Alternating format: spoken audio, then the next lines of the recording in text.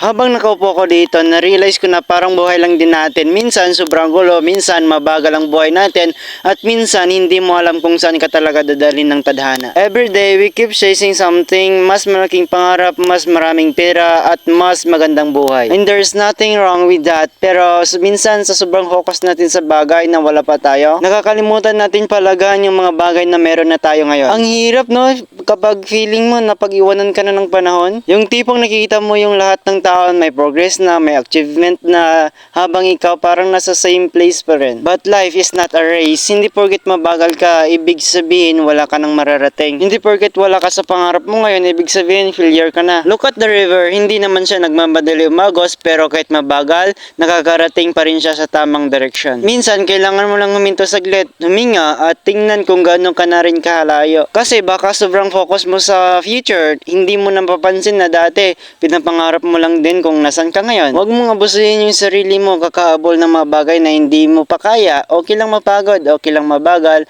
okay lang magpahinga. Kasi hindi lahat ng tagumpay minamadali. Some dreams take time, and some blessings arrive quietly kapag handa ka na. So habang wala pa yung mga bagay na hinihiling mo, matuto ka munang maging masaya sa simpleng meron ka. Yung tahimik na maga, yung pagkain sa misa, yung mga taong nandyan pa rin kahit wala kang maipakita. Yung sarili mong lumalaban kahit pagod na. Because one day, you realize na hindi mo pala kailangan magkaroon ng lahat para maging masaya. Minsan, sapat na yung peace sa sarili mo. And maybe, just maybe, the life you're fleeing for is slowly finding its way to you.